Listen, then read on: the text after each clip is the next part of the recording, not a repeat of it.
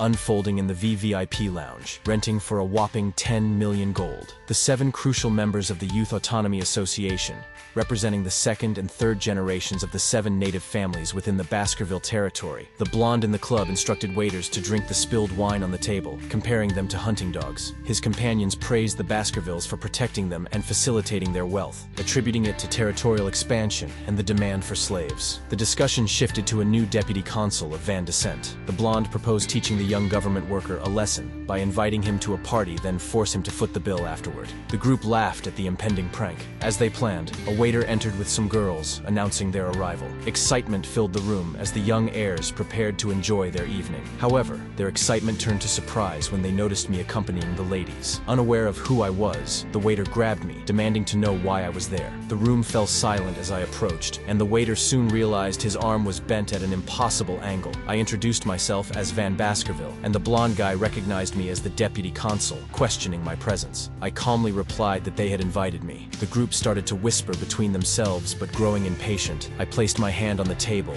interrupting their conversation, stopping the pointless chatter. The table exploded, glasses soaring and crashing to the floor, surprising everyone in the room.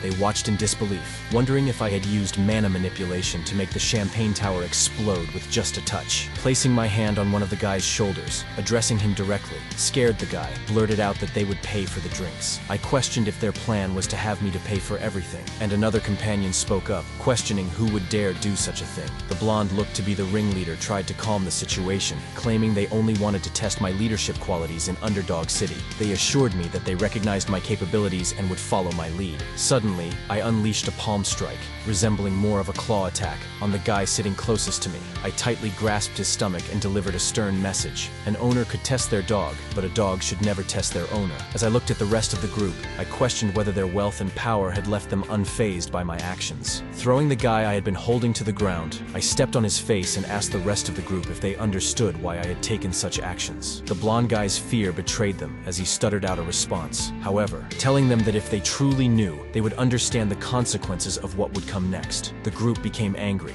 labeling me a bastard and questioning if I thought I could get away with it. Suddenly, I appeared right in front of the second guy, accusing the group of crimes such as abduction, kidnapping, illegal slave trafficking, and worst, insulting the Baskerville name. The rest of the group wore shocked expressions upon hearing the litany of crimes they had committed. I punched the second guy, stating that animals don't learn until you teach them. A twisted grin displayed as I declared that I was going to teach these disobedient creatures a lesson. Master, your actions since your arrival have created a sense of intrigue among the people, making it challenging for them to decipher your motives. While it seems that your deeds have generally garnered a positive reception, there remains a prevailing belief that the nobles and crime bosses continue to wield influence in the province, operating behind the scenes. Earlier today, Chihuahua came to me with news that the Village Hall's Youth Autonomy Association had requested a meeting. He explained that this association comprised various clans' next heads and was oddly described as a promiscuous social club, despite its misleading name. He speculated that the young masters in the association might have something to say about the special law I put in play. However, my response was, the dung flies have started to smell the shit, so it's time to eradicate the pests that were eating away at the city. Fortunately, his proficiency in information gathering, owing to his native background in the area, facilitated the apprehension of the next leaders of those organizations. Additionally, did he inform you about reminding our viewers to hit the like button and subscribe to the channel to stay updated on your wild exploits? In a dimly lit prison cell, 2 men stood with contrasting expressions. I remained unfazed, while Chihuahua appeared shocked and concerned. A beaten-up blonde man stood before them, shouting and accusing us of orchestrating a plot that would lead to his father's retaliation, vowing never to forgive us for our actions. Chihuahua, visibly distressed, questioned why the man had been so brutally beaten. Walking toward the cell with a cold smile, I assured Chihuahua that I hadn't even started yet. I was unfazed, despite Chihuahua's shocked look, and replied that I was going to execute all the wicked civil servants who had mutated into a hideous organization with their lack of proper education, emphasizing their disregard for the authority of the Baskerville clan, as they begged for their lives, promising everything they had if spared. Chihuahua voiced concern concerns about the repercussions. I assured Chihuahua that there was no need to worry about the families,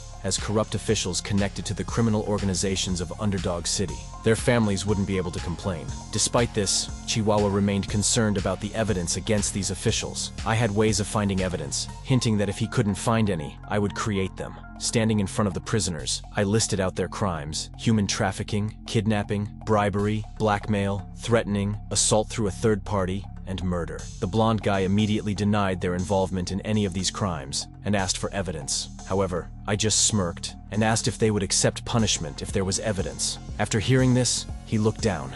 It was written all over his face. It was like he was saying, "I'll never cause damage to the family, even if I were to die here." Suddenly, a man appeared to be walking towards him carrying a bag. The man had a bald head and called out to me. I turned around, not surprised to see the man there. He placed the bag in front of me, saying that my custom order was ready. I expressed gratitude for the timely delivery of my order, and the bald guy just chuckled in response, opening the bag to reveal an assortment of tools, which I arranged carefully on a cloth. As I was setting up, the bald guy suddenly spoke up, saying that he had never seen some of these tools before, despite having been in practice for 30 years. He asked me how I'd come up with such scary tools. I shrugged and replied that I didn't invent them myself. They were common where I came from. Lost in thought, the revealed tools caused the blonde guy to squeal in fear. I looked at the prisoners and asked where their expressions were from before. And please, don't say anything now. I want to cherish the memories of Vikir's past for once. Master, despite having Vikir's memories to identify the wrongdoers, your actions are devoid of concrete evidence, and certain aspects of your strategy seem to be concocted. It's crucial to proceed with caution to ensure everyone's safety. You're not listening, are you? Rumors regarding the arrest of the 7 notorious figures swiftly circulated throughout Underdog City, echoing in any gathering of more than 3 citizens. Initially perceived as a political maneuver between the new politician and the native authorities, the arrest had been anticipated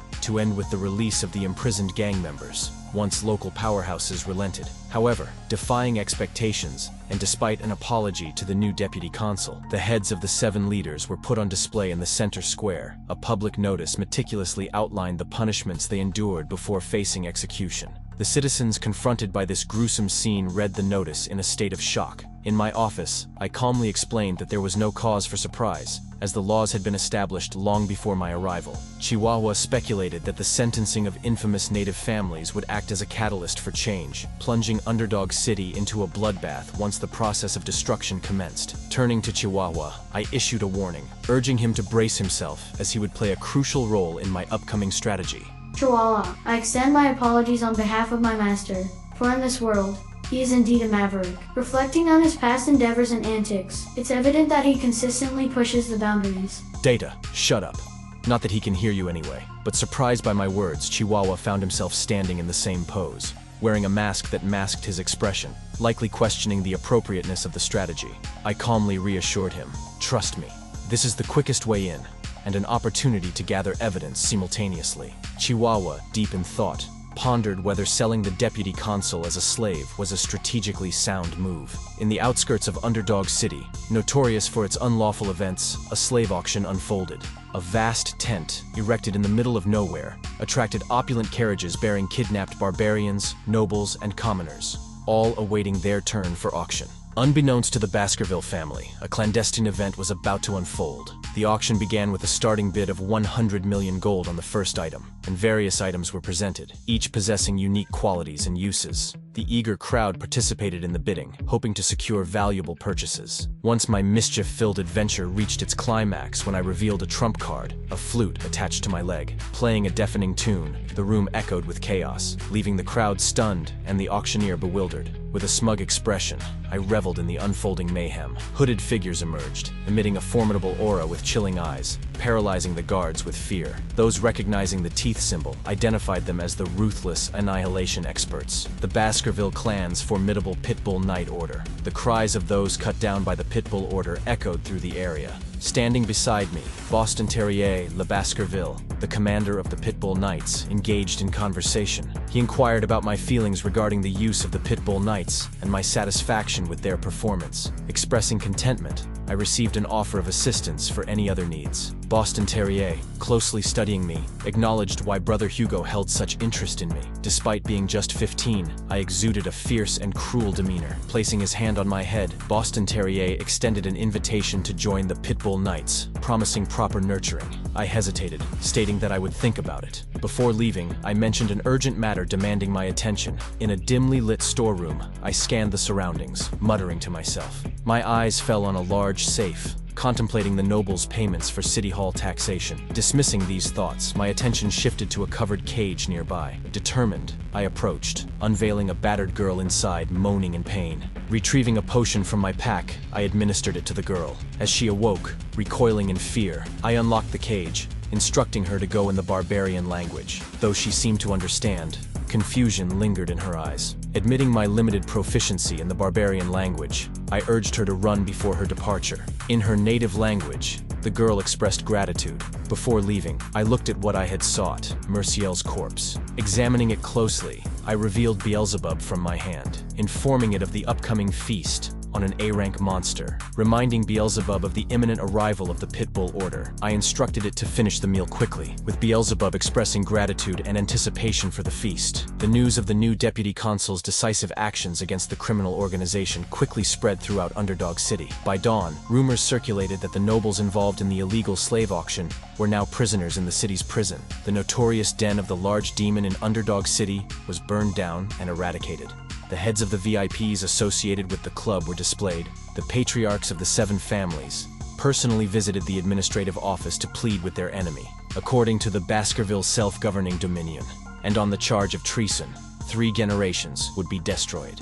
The appointment of the new deputy consul led to the execution of corrupt individuals in the city. In the middle of the night, I stood in a prison cell facing Cindy Windy, Baron Gambino's attendant, whom I had saved during the slave auctions.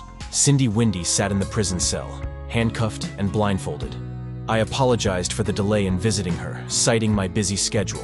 Upon removing the blindfold, I explained that I had saved her because I had questions to ask. Cindy, filled with disdain, questioned if that was the sole reason for sparing her life, evading a direct answer, stating the investigation regarding Baron Gambino's sudden rise in power, attributing it to Cindy Windy's financial prowess. Setting a chair in front of her, I offered a deal: freedom in exchange for truthful answers to my questions. Cindy reluctantly agreed, and I inquired about her view on my performance as a law enforcer. Cindy responded with mockery, acknowledging the presence of a reputable magistrate in the city.